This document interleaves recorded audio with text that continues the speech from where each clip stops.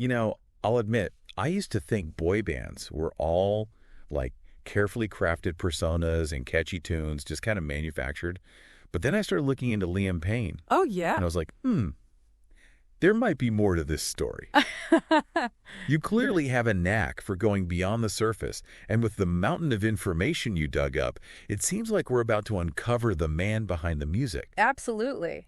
It's really fascinating how even back in the One Direction days, you can see hints of the artist Liam would become. Like, yeah, he was definitely easy on the eyes back then, but listen to those early recordings. The power in his vocals, even then. Right. It was undeniable. He wasn't just along for the ride.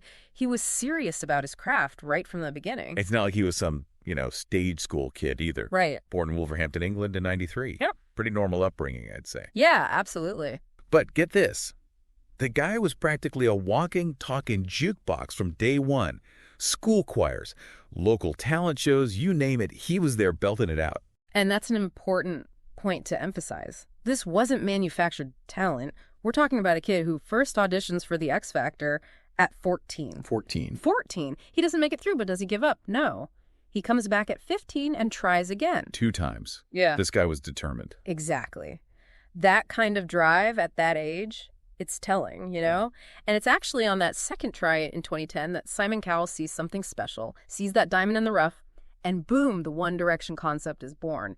And it's crazy how fast things took off from there. I mean, One Direction basically became a global phenomenon overnight. It's true. And even in a group that's successful, Liam still found a way to, carve out his own space, It is so easy to get lost in the shuffle when you're with a band that big. What exactly set Liam apart? Was it just the whole, heartthrob thing? Well, yeah, he definitely had that heartthrob appeal going for him, no question there. Right. But there was some serious talent underneath, too. First of all, his vocal range was incredible. He was often the one taking the lead on those, really soaring choruses, the ones that get stuck in your head for days. Oh, absolutely. I mean, those high notes. Legendary. Right. There's a reason those songs were chart toppers. Exactly. And it wasn't just the technical ability either. He had this raw charisma, a stage presence that really resonated with audiences. I actually came across this interview with their vocal coach from the early days, and she talked about how Liam just had this natural ability to command the stage. He could make everyone feel like he was singing directly to them. You can totally tell when you watch the old concert videos. Right. He owned it. Yeah.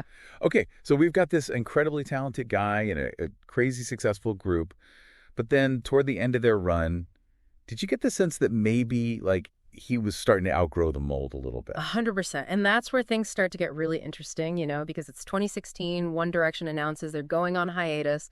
And everyone's wondering, okay, what are these guys going to do next, especially Liam? And for him, it seemed like it was this opportunity, a door swinging open to explore his own sound, his own identity as an artist, Right. And he doesn't waste any time either. Yeah. Coming 17 rolls around and bam, strip that down. Which, by the way, huge hit. Massive hit. And it wasn't just the commercial success of it either. Musically, it was such a clear departure from the One Direction sound. You can hear these R&B influences, this more sensual vibe, and you realize, okay, this is Liam really pushing boundaries here. He's showing a whole different side of himself. You mentioned influences.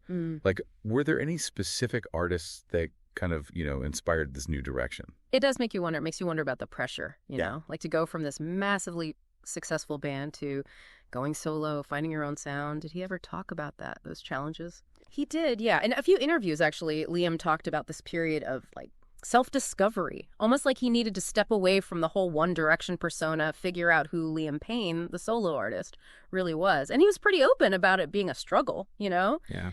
Finding his footing, dealing with all the expectations that come with that kind of fame. Right. And I think that's important to remember, especially with all the rumors and speculation that pops up online. It's easy to forget that these are real people with real feelings. Speaking of, you've done your research here, and we've got to address this.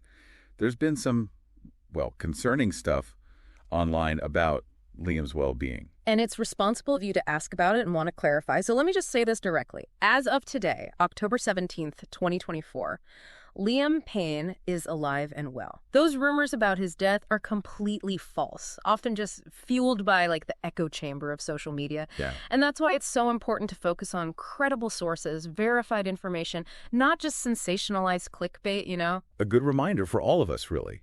And it's not just like the online world either. I mean, life has its ups and downs for everyone, Mm-hmm. right? Fatherhood, past relationships, it's all part of his story. But I have to say, looking at everything, it seems like he's really dedicated to mental health awareness. Absolutely. He's used his platform to bring attention to that in a really positive way. He's talked openly about his own struggles, encouraging others to seek help, to not let the stigma around mental health stop them from getting support. And it's not just talk either. He's actively involved with some great charities doing important work in this area. It really does add another dimension to his story, you know? Yeah. He's not just creating music, he's trying to make a real difference.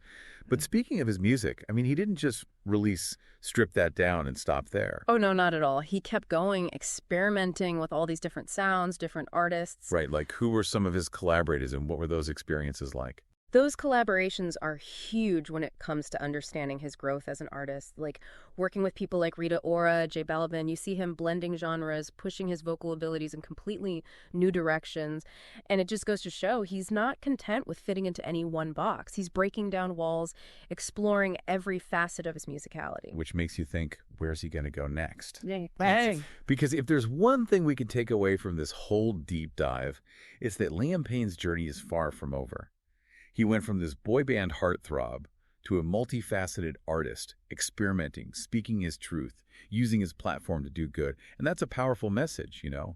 Talent can't be contained and reinvention is always possible. Today is your lucky day. Today is the day that our $3 website works for you, paying you directly to your PayPal daily. Imagine $3 ongoing continuous payments to your PayPal account.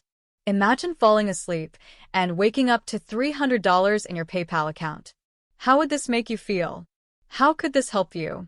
What bills could you pay? What kind of fun could you have? What does that retirement look like now? All for a one-time payment of $3. This website is DFY done for you, fully built and completely hosted, and never stops collecting payments for you. You have spent $3 on coffee on a regular, but that coffee won't help you create multiple streams of income. Click the link below.